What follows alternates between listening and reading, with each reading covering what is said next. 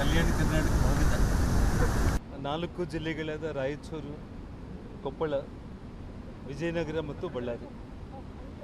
ಈ 4 ಜಿಲ್ಲೆಗಳಿಗೆ ಒಂದು ಜೀವನಾಡಿ, ಜೊತೆಗೆ 3 ರಾಜ್ಯಗಳಿಗೆ ಅಂದರೆ ಕರ್ನಾಟಕ, ಆಂಧ್ರ ಮತ್ತು ತೆಲಂಗಾಣ, ಈ 3 ರಾಜ್ಯಗಳಿಗೆ ಒಂದು ಜೀವನಾಡಿಯಾಗಿರುವಂಥ ಆ ತಾಯಿ ತುಂಗಭದ್ರಾ ನದಿಗೆ ಇವತ್ತೇನು ಪ್ರಮಾದ ಒದಗಿ ಬಂದಿದೆ, ಇವತ್ತೇನು ಈ 19ನೇ ಗೇಟು ಕುಸಿದು ಬಿದ್ದು ಮುರಿದೋಗಿರುವಂಥ ಈ ಸಂದರ್ಭದಲ್ಲಿ ಕಳೆದ ವರ್ಷ ಮಳೆ ಇಲ್ದಂಗೆ ರೈತರು ಭಾಳ ದುಃಖದಲ್ಲಿ, ಭಾಳ ನೋವಲ್ಲಿದ್ದರು.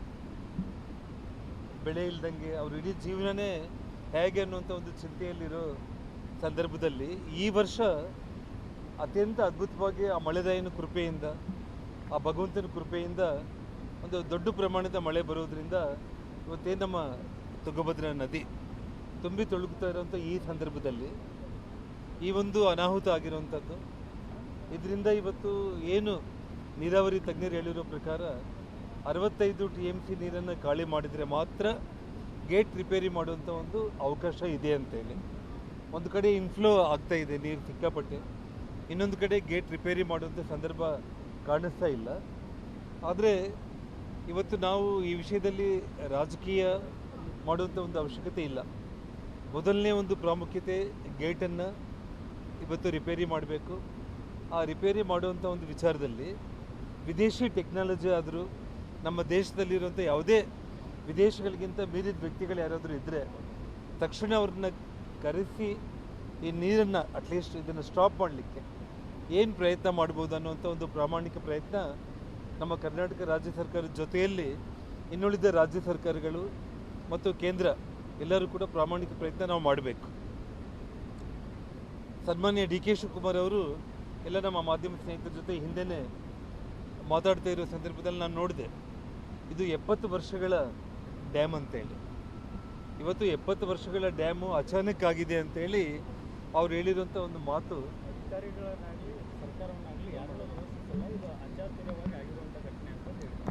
ನಾನು ತಮ್ಮಲ್ಲಿ ಒಂದೇ ಒಂದು ಪ್ರಶ್ನೆ ಮಾಧ್ಯಮ ಸ್ನೇಹಿತರ ಮೂಲಕ ನಮ್ಮ ರಾಜ್ಯ ಸರ್ಕಾರಕ್ಕೆ ನಾನು ಒಂದೇ ಪ್ರಶ್ನೆ ಕೇಳ್ತೀನಿ. ನಾನು ಇವತ್ತಿರುವಂಥ ಟೆಕ್ನಾಲಜಿ 70 ವರ್ಷದ ಹಳೆ ಡ್ಯಾಮ್ ಇದಾಗಿದ್ದರೂ ಕೂಡ ಇದಕ್ಕೆ ವಿಶೇಷವಾಗಿ ಕೇಂದ್ರ ಸರ್ಕಾರದಿಂದ ಕೆಲವೊಂದು ಟೀಮ್ಸನ್ನು ಅಪಾಯಿಂಟ್ಮೆಂಟ್ ಮಾಡಿದ್ದಾರೆ. ಜೊತೆಗೆ ಆ್ಯನ್ಯುವಲ್ ಮೇಂಟೆನೆನ್ಸ್ ಕಾಂಟ್ರಾಕ್ಟ್ ಅಂತೇಳಿ ಪ್ರತಿ ವರ್ಷ ಇದನ್ನು ಮೇಂಟೈನ್ ಮಾಡೋದಕ್ಕಂತೇಳಿ ಸರ್ಕಾರದ ಕಡೆಯಿಂದ 100 ಕೋಟಿ ಖರ್ಚು ಮಾಡ್ತಾ ಇದ್ದಾರೆ. ಆ ಆ್ಯನ್ಯುವಲ್ ಮೇಂಟೆನೆನ್ಸ್ ಕಾಂಟ್ರಾಕ್ಟು ಯಾರಿಗೆ ಕೊಟ್ಟಿದ್ದು, ಇದಕ್ಕೆ ಜವಾಬ್ದಾರಿ ಅಂತೂ ಯಾರೋ ಒಬ್ರು ಇರಬೇಕಲ್ಲ. ಜವಾಬ್ದಾರಿನೇ ಇಲ್ಲ ಅಂತೇಳಿ ಯಾರ ಮೇಲೆ ಆರೋಪ ಹೊರಿಸೋದಕ್ಕೆ ನಾನು ಸಿದ್ಧ ಇಲ್ಲ ಅಂತಂದರೆ ಇದ್ರ ಜವಾಬ್ದಾರಿ ಯಾರು ತಗೋಬೇಕು? ಸರ್, ಈಗ ಇವತ್ತು 100ಕ್ಕೆ 100 ಇವಾಗ ಇದಕ್ಕೆ ಮಾನ್ಸೂನ್ಗೆ ಮುಂಚೆನೇ ಬೇಸಿಗೆ ಕಾಲದಲ್ಲಿ ಸಾಕಷ್ಟು ಸಮಯ ಇತ್ತು. ಯಾವ ಗೇಟು ಯಾವ ಸ್ಥಿತಿಯಲ್ಲಿದೆ, ಯಾವುದನ್ನು ನಾವು ರಿಪೇರಿ ಮಾಡಬೇಕು, ಯಾವುದಕ್ಕೆ ಏನಾದರೂ ಸ್ವಲ್ಪ ತೊಂದರೆ ಇದ್ದರೂ ಕೂಡ ಮುಂಜಾಗ್ರತೆ ಕ್ರಮವಾಗಿ ಇದನ್ನು ಗಂಭೀರವಾಗಿ ತಗೋಬೇಕಾಗಿರುವಂಥ ಒಂದು ವಿಚಾರ ಆಗಿತ್ತು. ಇದಕ್ಕೆ ಖಂಡಿತವಾಗ್ಲೂ ಕೂಡ ಇದು ಅಚಾನಕ್ಕಾಗಿ ಆಗಿರುವಂಥ ಒಂದು ವಿಚಾರ ಅಲ್ಲ. ಇದು ಬೇಜವಾಬ್ದಾರಿತನದಿಂದ ಅಧಿಕಾರಿಗಳ ಒಂದು ನಿರ್ಲಕ್ಷ್ಯ ಇದರಲ್ಲಿ ಎದ್ದು ಕಾಣುತ್ತೆ. ಯಾಕೆಂತಂದರೆ ಹೌದು, ಭೇಟಿ ನೀಡಿ ಏನು ಸಹ ಸಮಂಜಸ ನೀಡಿಲ್ಲ. ಭೇಟಿ ನೀಡಿ ನೋಡಿ, ಒಂದು ಮಾತು ಹೇಳ್ತಾ ಇದ್ದೀನಿ, ಇದು ನಾನು DK ಶಿವಕುಮಾರ್ ಮೇಲೆ ಎಕರೆ ರೈತರ ಭೂಮಿ ಬೆಳೀತಾರೆ, ಹೌದು, ನಂಬಿದಾರ, ಹೌದು, ಸಾವಿರಾರು ಕುಟುಂಬಗಳು ಬದುಕ್ತಾ ಇದಾವೆ, ಹೌದು. ಬಟ್ ಈ ಸಚಿವರು ಬಂದ ಪುಟ ಓದ ಪುಟ ಅಂತ ಮಾಡಿದ್ರೆ ಎಷ್ಟು ಒಂದು ಮಾತು ಹೇಳ್ತೀನಿ ನೋಡಿ, ಇವತ್ತು ಯಾವುದೇ ಕಾರಣಕ್ಕೂ ಕೂಡ ಈ ನಮ್ಮ ಭಾಗದ ರೈತರಿಗೆ ಏನೇ ಒಂದು ಅನ್ಯಾಯ ಆದರೂ ಕೂಡ ನಾನು ಸ್ಪಷ್ಟವಾಗಿ ರಾಜ್ಯ ಸರ್ಕಾರ ಕೇಳ್ತಾ ಇದ್ದೀನಿ, ನೀವು ಗ್ಯಾರಂಟಿಗಳು ಯಾವ ರೀತಿ ಕೊಡ್ಕೊತೀರೋ ಬಿಡ್ತೀರೋ ಗೊತ್ತಿಲ್ಲ. ಈ ಭಾಗದ ರೈತರು 2 ಬೆಳೆ ಆಗುತ್ತೆ ಅನ್ನುವಂಥ ಒಂದು ಸಂತೋಷದಲ್ಲಿ ಎಲ್ಲರೂ ಇದ್ದರು. ಇವತ್ತು ಇದರಿಂದ ಆಗೋ ಅನಾಹುತ ಅನ್ನ ಕೊಡುವಂಥ ರೈತರಿಗೆ ಏನೇ ತೊಂದರೆ ಆದರೂ ಕೂಡ ಆ ರೈತರಿಗೆ ಇವತ್ತು 2 ಬೆಳೆಗಳಿಗೆ ಸಂಬಂಧಪಟ್ಟು ಆಗೋ ನಷ್ಟದ ಹಣ, ಆ ಮೊತ್ತ ಏನಿದೆ ಅದು ರಾಜ್ಯ ಸರ್ಕಾರ ಭರಾಯಿಸಲೇಬೇಕು. ಯಾವುದೇ ಕಾರಣಕ್ಕೂ ಕೂಡ ಪರಿಹಾರ 100ಕ್ಕೆ 100 ನಮ್ಮ ರೈತರಿಗೆ ಆ 2 ಬೆಳೆಗಳ ಪರಿಹಾರ ಏನಿದೆ, ಅವರೇನು ಆಸೆ ಇಟ್ಕೊಂಡಿದ್ರು, ಕಳೆದ ವರ್ಷ ತುಂಬ ನಷ್ಟ ಆಗೋಗಿದ್ದಾರೆ. ಈ ವರ್ಷ ರಾಜ್ಯ ಸರ್ಕಾರ 100ಕ್ಕೆ 100 ಪರಿಹಾರ ಕೊಡಬೇಕು ಅಂತೇಳಿ ಆಗ್ರಹ ಮಾಡೋದಲ್ಲ, ಅವ್ರೇನಾದರೂ ಒಂದು ಚೂರು ಹಿಂದೇಟು ಹಾಕಿದ್ರು ಕೂಡ ಭಾಳ ದೊಡ್ಡ ಉಗ್ರ ಹೋರಾಟನೇ ಇದ್ರ ಪರವಾಗಿ ನಾವು ಮಾಡಬೇಕಾಗುತ್ತೆ. ನಾವು ನೋಡಿ, ಇದು ಭಾಳ ದೊಡ್ಡ ಪ್ರಮಾಣದಲ್ಲಿ ನಾನು ಸ್ಪಷ್ಟವಾಗಿ ಹೇಳಬೇಕು ಅಂದರೆ ಇದು ಆಂಧ್ರ, ಕರ್ನಾಟಕ, ತೆಲಂಗಾಣ ಮತ್ತು ಕೇಂದ್ರ ಎಲ್ಲ ಮೆಂಬರ್ಗಳು ಕೂಡ ಈ ತುಂಗಭದ್ರಾ ಬೋರ್ಡಲ್ಲಿ ಇದ್ದಾರೆ. ಹಾಗಾಗಿ ತುಂಗಭದ್ರಾ ಬೋರ್ಡ್ನ ನಿರ್ಲಕ್ಷ್ಯ ಇದಾಗಿರೋ ಕಾರಣ ಇದಕ್ಕೆ ಖಂಡಿತವಾಗ್ಲೂ ಕೂಡ ಒಂದು ದೊಡ್ಡ ಪ್ರಮಾಣದಲ್ಲಿ ನೀರಾವರಿ ತಜ್ಞರನ್ನು ಒಳಗೊಂಡು CBI ಎಂಕ್ವೈರಿ ಇದಕ್ಕೆ ಆಗಲೇಬೇಕು. ಆದರೆ ಮಾತ್ರ ಇದಕ್ಕೆ ನಿಜವಾಗ್ಲೂ ಕೂಡ, ಇಲ್ಲಾಂದರೆ ನೂರಾರು ಕೋಟಿ, ಸಾವಿರಾರು ಕೋಟಿ ಪ್ರತಿ ವರ್ಷ ಆ್ಯನ್ಯುವಲ್ ಮೇಂಟೆನೆನ್ಸ್ ಕಾಂಟ್ರಾಕ್ಟ್ ಅಂತೇಳಿ ಇವತ್ತು ಸರ್ಕಾರ ಖರ್ಚು ಮಾಡಿ ಇವತ್ತು ಈ ಸ್ಥಿತಿಗೆ ನಾವು ಬಂದಿದ್ದೀವಿ ಅಂತಂದರೆ ಆ ಹಣದ ಒಂದು ದುರುಪಯೋಗ ಆಗಿರುವಂಥ ಒಂದು ವಿಚಾರ, ನಿರ್ಲಕ್ಷ್ಯಗಳೇ ಇದಕ್ಕೆ ಖಂಡಿತವಾಗ್ಲೂ ಕೂಡ ಕಾರಣ ಆಗಿರುತ್ತೆ. ಇಲ್ಲ ಅಂತಂದರೆ ಇವಾಗ ಎಂಥ ಟೆಕ್ನಾಲಜಿ ಬಂದಿದೆ ರೀ ಇವತ್ತು. ಇವಾಗ ನಮ್ಮ ನೀರಾವರಿ ತಜ್ಞರು ಹೇಳ್ತಾ ಇದ್ರು, ಆಲ್ಮಟ್ಟಿ ಮತ್ತು ನಾರಾಯಣಪುರ ಡ್ಯಾಮ್ ವಿಷಯದಲ್ಲಿ ಸ್ಟಾಪ್ಲರ್ ಗೇಟ್ಗಳಂತೇಳಿ ವರ್ಲ್ಡ್ ಬ್ಯಾಂಕ್ ಸಹಕಾರದಿಂದ ಇವತ್ತು ಮಾಡಿದ್ದಾರೆ. ಇಂಥ ಅನಾಹುತ ಏನಾದರೂ ಆದರೆ ತಕ್ಷಣ ಆ ಸ್ಟಾಪ್ಲರ್ ಗೇಟ್ಗಳ ಮೂಲಕ ನೀರು ಹರಿದೋಗಿಲ್ದಂಗೆ ಅದನ್ನು ಬಂದ್ ಮಾಡುವಂಥ ಒಂದು ಕೆಲಸಕ್ಕೆ ಈಗಾಗಲೇ ಮಾಡಿದ್ದಾರೆ. ತುಂಗಭದ್ರಾ ಡ್ಯಾಮ್ ವಿಚಾರದಲ್ಲಿ ಕಳೆದ 1-1.5 ವರ್ಷ ನಮಗೆ ಮಳೆ ಇದ್ದಿಲ್ಲ. ಯಾಕೆ ಇದನ್ನು ಮುಂಚಿತವಾಗಿಯೇ ಮುಂಜಾಗ್ರತಾ ಕ್ರಮವಾಗಿ ಯಾಕೆ ಇದನ್ನು ಕೆಲಸ ಮಾಡಿಲ್ಲ? ಮತ್ತು ಇದರ ಈ Tungabhadra board annual maintenance contractors ಯಾರು ಅನ್ನೋದನ್ನು ಮಾಧ್ಯಮಗಳಿಗೆ ಇವತ್ತು ಸರ್ಕಾರ ಬಹಿರಂಗಪಡಿಸಬೇಕು. ಅವರಿಗೆ ಎಷ್ಟು ನೂರಾರು ಕೋಟಿ ಖರ್ಚು ಮಾಡಿದ್ದಾರೆ, ಅದರ ಫಲ ಇವತ್ತು ಇಂಥ ದುರ್ಗತಿ ಬಂದಿದೆ. ಈ ಭಾಗದ ರೈತರ ಒಂದು ದುರ್ದೈವ ಅಂತ ನಾನು ಹೇಳಬೇಕಾಗುತ್ತೆ. ಹಾಗಾಗಿ ಯಾರ ಮೇಲೆ ಕೂಡ ನಾವು ಜವಾಬ್ದಾರಿ ನಾನು ಹೊರಿಸೋಲ್ಲ. ರಿಪೇರಿ ಆಗಬೇಕು ಅಷ್ಟೇ ಅಂತಂದರೆ ಮುಗಿದೋಯ್ತಾ? ರಿಪೇರಿ ಆಗಲೇಬೇಕು. ನೀವಲ್ಲ ಅಂದರೆ ಯಾರಾದರೂ ಒಬ್ಬರು ಬಂದು ಇದನ್ನು ಮಾಡಲೇಬೇಕು. ಇವತ್ತು ಈ ರಾಜ್ಯ ಸರ್ಕಾರ ಅಷ್ಟು ಸುಲಭವಾಗಿ ಮಾತಾಡೋದಂತಲ್ಲ. ರೈತರು ಇವತ್ತು ಕಣ್ಣೀರಾಗ್ತಾ ಇದ್ದಾರೆ. ರೈತರು ಇವತ್ತು ಕೆಲವೊಬ್ಬರಿಗೆ ಮಾತೇ ಬರ್ತಾ ಇಲ್ಲ.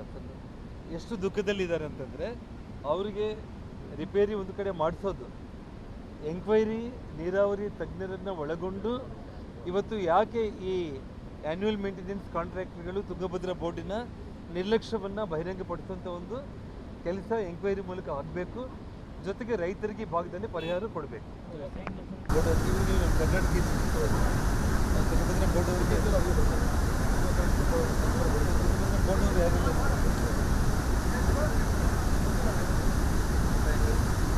ಬೆಳಿಗ್ಗೆ ಡಿಕವರ್ ಬಂದಾಗ ಆನ್ಸರ್ ಮಾಡೋ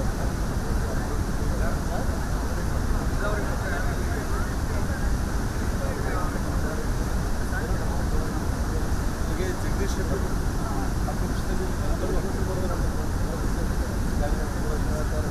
ಯಾವತ್ತು ರೆಫರೆನ್ಸ್ ಬರಲಿ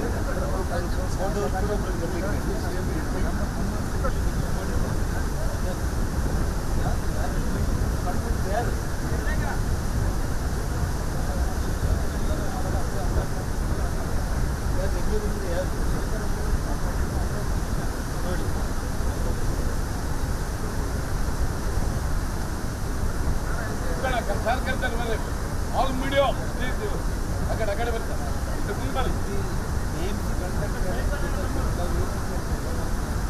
ಯಾವುದು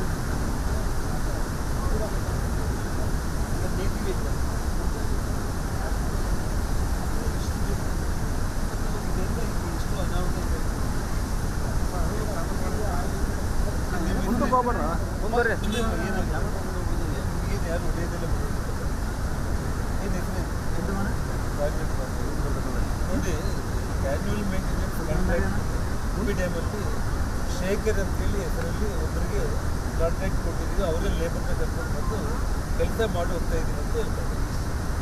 ಇಷ್ಟು ದೊಡ್ಡ ಡ್ಯಾಮ್ 12 ಲಕ್ಷ ಹೆಕ್ಟೇರ್ಸ್ಗೆ ರೈತರಿಗೆ ಅನ್ನ ಕೊಡುವಂಥ ಡ್ಯಾಮ್ ನೀವು ಎಷ್ಟು ಸುಲಭವಾಗಿ ಹೇಳ್ತಾ ಇದ್ದೀವಿ. ಯಾರದು ನಿರ್ಧಾರ ಮಾಡಿರೋದು? ಯಾರು? ಬೋರ್ಡವ್ರು ಅಲ್ಲ, ಅವ್ರಿಗೆ ಕಾಂಟ್ರಾಕ್ಟ್ ಕೊಟ್ಟಿದ್ದು ಯಾರು? ಅಂದರೆ ಆ್ಯನ್ಯುವಲ್ ಮೇಂಟೆನೆನ್ಸ್ ಕಾಂಟ್ರಾಕ್ಟು ಅಂತ ಅಲ್ಲ, ಅಂತ ಯಾರಿಗೂ ಕೊಟ್ಟಿಲ್ಲ. ಆ್ಯನ್ಯುವಲ್ ಮೇಂಟೆನೆನ್ಸ್ ಕಾಂಟ್ರಾಕ್ಟೇ ಕೊಟ್ಟಿಲ್ಲ ಯಾರಿಗೂ. ನನಗೆ ಅರ್ಥ ಆಗ್ತಾ ಇದೆ.